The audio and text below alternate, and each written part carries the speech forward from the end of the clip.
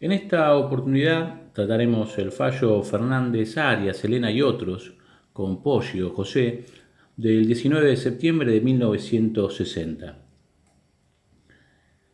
Como decimos en este audio, vamos a tratar este fallo refiriendo primero los antecedentes del decisorio, luego los hechos, para indicar en primer lugar las normas constitucionales involucradas y finalmente para realizar un análisis y una conclusión de este decisorio de la Corte Fernández Arias.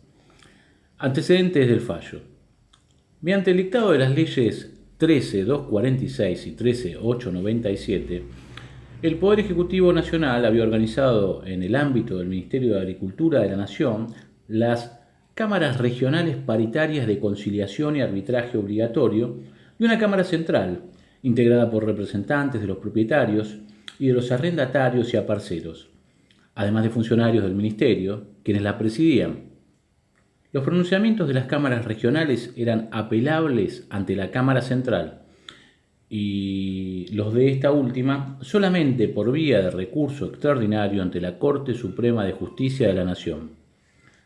Sin perjuicio de los recursos extraordinarios, los pronunciamientos de ambas cámaras harían cosa juzgada y serían ejecutables por las autoridades judiciales, federales, nacionales o provinciales.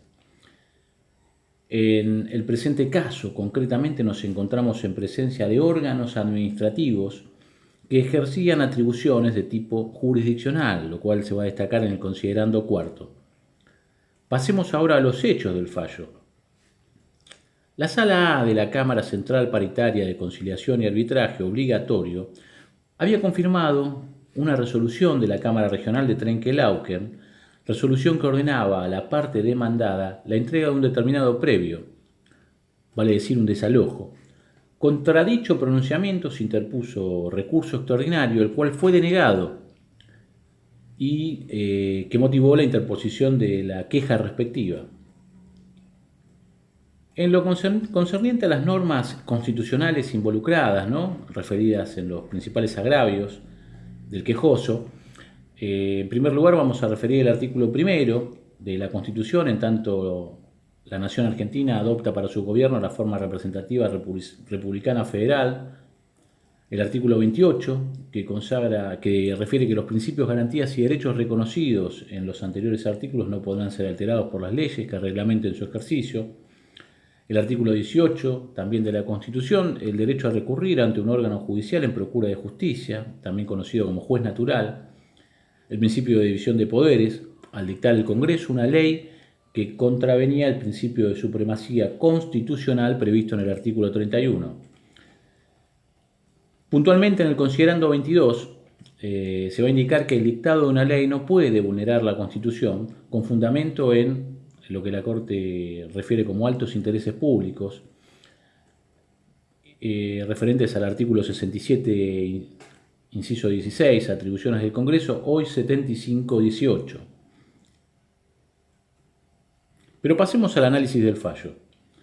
En primer lugar, diremos que nunca había sido extraña la existencia de tribunales administrativos en nuestro país, tradición que posee una ligación de importancia con el derecho continental europeo y en particular con el derecho tradicional francés.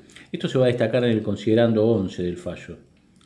Pero desde el considerando 12 en adelante comienzan los reparos de orden constitucional por verse confrontados fundamentalmente el precitado artículo 31 de la Constitución Nacional, el principio de supremacía de la Constitución.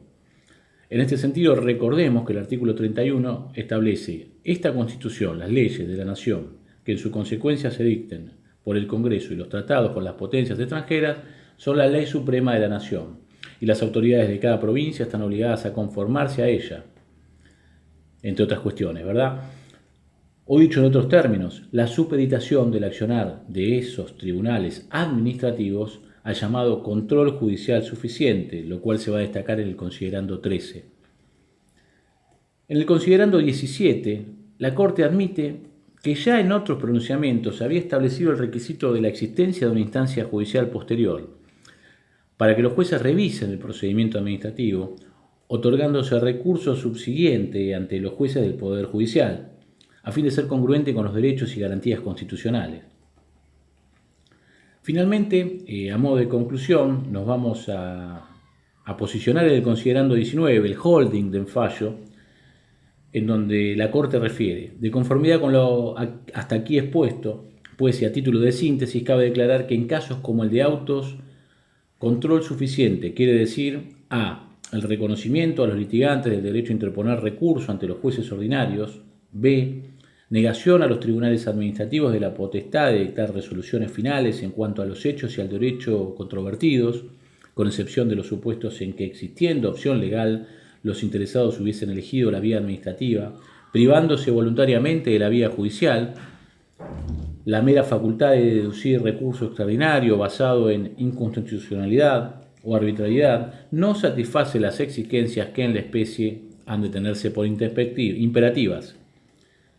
El considerando 23 declara la invalidez de la organización vigente de las cámaras paritarias de arrendamiento y a parcerías rurales. Hay una disidencia en el voto de los ministros Bofi Boyero y Pedro Averasturi, en donde se hace hincapié en la separación de poderes y en el valladar constitucional que significa el artículo 95, hoy 109, en conjunción con el artículo 18 de la Constitución que refiere al juez natural.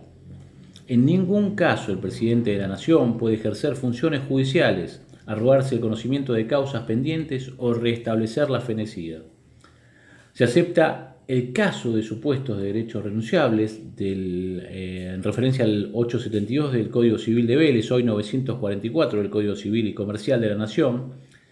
Se analiza también en esta disidencia la inconstitucionalidad de las normas cuestionadas y se hace hincapié en el carácter del derecho común de los arrendamientos como límite al accionar de cámaras locales.